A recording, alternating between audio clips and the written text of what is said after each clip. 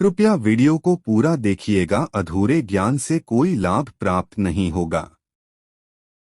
नमस्कार दोस्तों, स्वागत है आप सभी लोगों का एक बार फिर से हमारे YouTube चैनल एस्ट्रो सच पर। रावण के अनुसार तंत्र से जड़ी बूटी से पेड़ पौधे की कुछ क्रियाओं को करके आज भी कुछ भी किया जा सकता है, तकदीर को बदला जा सकता है, भाग्य चमकाया जा सकता है। आज के वीडियो को ध्यान से देखना। रावण संहिता की आज मैं आपको कुछ जानकारी बताने वाला हूँ। रावण न केवल एक महान विद्वान पंडित था, बल्कि वह एक ज्योतिष और भगवान शिव जी का परम भक्त भी था। रावण अपने शीशों के कारण आज भी जाना जाता है दोस्तों, जिसके कारण उसका नाम दशानन पड़ा है। रावण ने ही शिव तांडव स्तोत्र और शिव संहिता की रचना की है। आज जो आप शिव तांडव स्तोत्र का गान करते हैं, भगवान शंकर को प्रसन्न करने के लिए, वह रावण के द्वारा ही रचित है। रावण संहिता में रावण के धनवान होने के राज सहित ऐसे कई तंत्र मंत्र के बारे में भी लिखा है, जिससे गुप्त और गड़ा धन आपको बहुत आसानी से मिल सकते हैं। यह बात रावण संहिता में है, जिसमें रावण ने उसके धनवान होने का राज धन प्राप्ति के अचूक व शक्तिशाली उपाय बताए हैं। असुर के सम्राट होने के बावजूद भी रावण एक महान ज्ञानी पंडित, शास्त्रों में पारंगत थे। दुनिया में ऐसा कोई भी व्यक्ति नहीं जो कि रावण को ज्ञान में परास्त करने माना जाता है कि जो जितने भी सौर मंडल की संपूर्ण ग्रह है, यह रावण के इशारों पर चलते थे। भी ग्रह रावण के विरुद्ध कार्य नहीं कर सकता था। तो आप समझ सकते हैं कि रावण कितना बड़ा ज्ञानी था, कि इतना शक्तिशाली था। यहाँ तक कि मेघनाद के जन्म के पूर्व जब वह अपनी माता मंदोदरी के गर्भ में था, तब रावण ने उसे अमर बनाने के लिए सभी नक्षत्रों को एक स्थिति में ला दिया था। तो इस दौरान सभी ग्रहों ने रावण के निर्देश अनुसार ही कार्य किया, लेकिन केवल शनि ने अपना स्थान परिवर्तन कर दिया, जिसके चलते मेघनाद को अमर बनाने का जो सपना था रावण का, वह पूरा नहीं हो सका। और इसी कारण मेघनाद यशस्वी पराक्रमी योद्धा होने के बावजूद भी अमर नहीं हो सका। भले ही महापंडित रावण को रामायण का नकारात्मक पात्र माना जाता हो, लेकिन माता सीता का हरण रावण ने अपनी जिंदगी की सबसे बड़ी भूल करने के कारण की थी। और यह भी कहा जाता है कि रावण जानता था कि जो प्रभु रामचंद्र जी है, वह भगवान विष्णु जी के अवतार हैं। यदि उन के हाथ से उनकी मृत्यु हो तो निश्चित ही उन्हें बैकुंठ की प्राप्ति होगी। ऐसे में उसने अपने पूरे परिवार के उद्धार के लिए जानबूझकर प्रभु राम से शत्रुता रखी। तो आइए जानते हैं रावण द्वारा रचित कुछ ऐसे जड़ी बूटी के बारे में, क्योंकि राम ने रावण संहिता में बहुत सारे ऐसे जड़ी बूटी के बारे में बताया है, कुछ ऐसे तांत्रिक वस्तु के बारे में बताया है, जिसे धारण करने के बाद व्यक्ति के आध्यात्मिक उन्नति के साथ साथ व्यक्ति धनवान गुणवान बनते हैं। आप अपने इशारे पर सबको न चाह सकते हैं, आप जो भी बोलेंगे वही होगा। अर्थात रावण ने रावण संहिता में बहुत सारे तांत्रिक वस्तु के बारे में बताया है, जिसे व्यक्ति धारण करने के बाद दूसरे के मन मस्तिष्क को कंट्रोल कर सकते हैं। अर्थात आप दूसरे को वशीभूत कर सकते हैं, साथ ही साथ धनवान बन सकते हैं। यह जो जड़ है, इसे धारण करने के बाद व्यक्ति के जीवन में ऐसा धन संपदा आना शुरू हो जाते हैं जिसकी आप कल्पना भी नहीं कर सकते। सबसे पहले तो इस वीडियो में आपको कुछ साधारण उपाय बताऊंगा, फिर मैं आप लोगों को पहने जाने वाले जड़ के बारे में बताऊंगा। अगर आप हर काम में लाभ पाना चाहते हैं तो रावण संहिता के अनुसार किसी भी काम में सफलता न मिले तो दूर्वा घास का आप उपाय कर सकते हैं। सफेद दूर्वा आपको लेना है और उसमें कपिला गाय यानी कि सफेद गाय के दूध के साथ आपको उसे पीस लेना है। इसके बाद इसका तिलक आपको लगाना है। कहीं भी आपको जाना है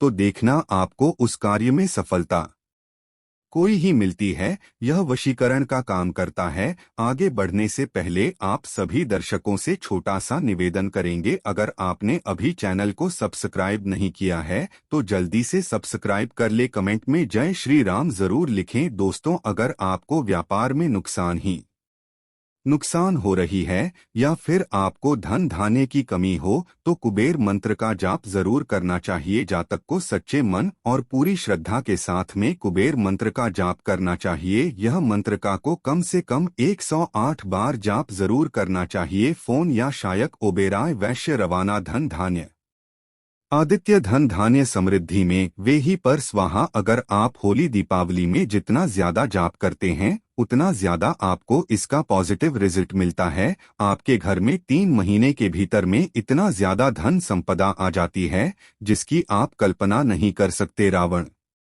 संहिता के अनुसार इस मंत्र को 3 माह तक प्रतिदिन 108 बार जाप किया जाए तो बिल्कुल ही ऐसे व्यक्ति के घर में कुबेर जी महाराज माता लक्ष्मी दौड़ी चली आती है। लेकिन यह मंत्र जाप करते हैं तो आपको अपने हाथ में या पूजा स्थान पर एक कौड़ी रख कर के ही पूजा करना चाहिए। मंत्र जप अपना चाहिए। जब 3 माह पूरे हो जाएं तो जो कौड़ी है उसे उठाकर जहां पर आप पैसा रखते हैं वहां पर रख देना चाहिए। मान्यता है कि ऐसा करने से जीवन में कभी भी धन धान्य की कमी नहीं होती है। ऐसा मैं नहीं बोल रहा हूं बल्कि रावण संहिता में लिखित है। चलिए अब जानते हैं कि रावण संहिता के अनुसार कौन सी जड़ को धारण करने के बाद हम अपनी तकदीर को बदल सकते हैं, अपने बुरे समय को समाप्त कर सकते हैं, अपने भाग्य को चमका सकते हैं। पहला है काला धतूरा। रावण संहिता के अनुसार रावण बहुत बड़ा तांत्रिक था। जितने भी समाज में व्यक्ति की अनहोनी होती है, दुर्घटना होती है, मान सम्मान की हानि होती है, जीवन में तरक्की नहीं मिलती, व्यक्ति बहुत ही परेशान हो जाता है। यह सब किसके कारण होता है? शनि के कारण। ऐसा माना जाता है जो काला धतूरा है इसकी जद में भैरव बाबा का वास होता है, महाकाल का वास माना जाता था और साथ ही साथ भगवान शनिदेव का वास माना जाता है। जो व्यक्ति धनवान बनना चाहते हैं, मान सम्मान प्रतिष्ठा प्राप्त करना चाहते हैं, राजनीतिक क्षेत्र से जुड़े हैं और आते हैं कि सभी लोग उनके बात माने, ऐसे व्यक्ति को काला धतूरा की जड़ जरूर धारण करना चाहिए। कैसे धारण करना चाहिए, कब धारण करना चाहिए, कौन से दिन धारण करना चाहिए, सारी जानकारी आपको वीडियो में मिलेगी। इसके बाद रावण जी कहते हैं कि काला हिरण की जड़ जिसे ढूंढना थोड़ा सा दुर्लभ है, ऐसा माना जाता है। जो एवं है वह माता पार्वती का ही स्वरूप कहे गए हैं। जो भी व्यक्ति काला रंग धारण करते हैं तो ऐसे व्यक्ति को माता आदि शक्ति की कृपा प्राप्त होती है। ऐसे व्यक्ति के शरीर में सम्मोहन की सिद्धियां बढ़ जाती है। डरपोक व्यक्ति भी अगर काला हिरण की जड़ धारण करें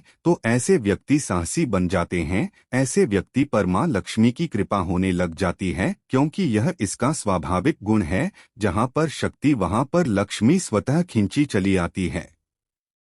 इसके बाद आता है काला हल्दी। मार्केट में सबसे ज्यादा बिकने वाला तांत्रिक चीजों में काला हल्दी की गणना की है। काला हल्दी को साक्षात माता काली का स्वरूप कहा गया है। जो काला हल्दी होता है, अगर आपको ओरिजिनल काला हल्दी मिल जाए तो ऐसा माना जाता है चलते ट्रेन को भी व्यक्ति रोक सकता है। काला हल्दी मिल जाए तो बंद ताले को खोल सकते हैं। तो इसके द्वारा और भी अनेक प्रकार के तांत्रिक क्रिया किए जाते हैं, जैसे कि हमारे धर्म तथा तांत्रिक ग्रंथों में लिखे हैं। जैसे कि काला हल्दी से व्यक्ति नोटों की बारिश कर देते हैं। अब ऐसा होता है कि नहीं होता ये तो हमें मालूम नहीं, लेकिन किताबों में यह जानकारी आपको पढ़ने को मिल जाती है। हम आप सभी दर्शकों को बताना चाहेंगे कि रावण संहिता के अनुसार काला हल्दी अगर कोई भी व्यक्ति धारण करते हैं तो ऐसे व्यक्ति से काली शक्तियां हमेशा दूर भागती है। ऐसे व्यक्ति की साक्षात माता काली रक्षा करती हैं। पुत्र की भांति ऐसे व्यक्ति की माता काली साक्षात रक्षा करते हुए उस व्यक्ति की आध्यात्मिक उन्नति होता है। ऐसे व्यक्ति के जीवन में अगर किसी भी वस्तु का अभाव होता है तो वह सारे वस्तु वह तरह ही प्राप्त होना शुरू हो जाते हैं। यदि ग्रह नक्षत्र की बाधा से आप पीड़ित हैं, कोई भी ग्रह आपको बहुत परेशान करते हैं, तो काला हल्दी की जड़ आप जरूर धारण करें।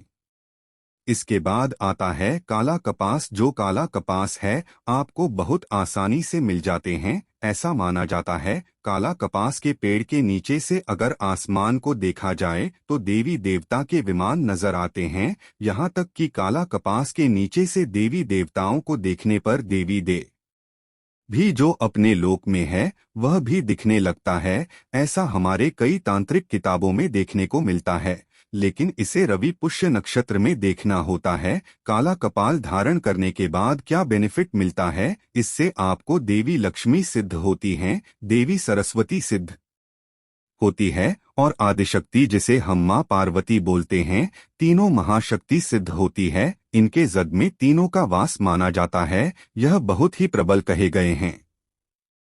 तो चलिए जानते हैं कि इन जड़ों को किस प्रकार धारण करना होता है। तो कोई भी शुभ मुहूर्त एक दिन पहले, यह जो हमने अभी जितने भी बताए हैं, यह सब पेड़ पौधे को आपको निमंत्रण देकर के आना होता है। एक दिन पहले शुभ मुहूर्त है, जैसे दीपावली है, होली है या कोई त्योहार आ रहा है, तो शुभ मुहूर्त में एक दिन पहले आपको इनको निमंत्रण देकर के आना होता है। इसके लिए आपको पीले चावल रखना है, आपके पास 5 अगरबत्ती रख लेना है और एक आपको नारियल रख लेना है। इसके बाद आपको अगरबत्ती जलाना है वहां पर, इसके बाद नारियल वहां पर आपको भेंट कर देना है। जो भी पेड़ पौधे की जड़ लाना चाहते हैं, जैसे कि आप काले धतूरे की जड़ लाना चाहते हैं, तो वहां पर नारियल आपको भेंट करना है, अक्षत आपको चढ़ा देना है और आपको प्रार्थना करना है कि है वृक्ष राज में आपकी जड़ का प्रयोग करने जा रहा हूँ। इस कार्य के लिए कार्य में बोल देना है।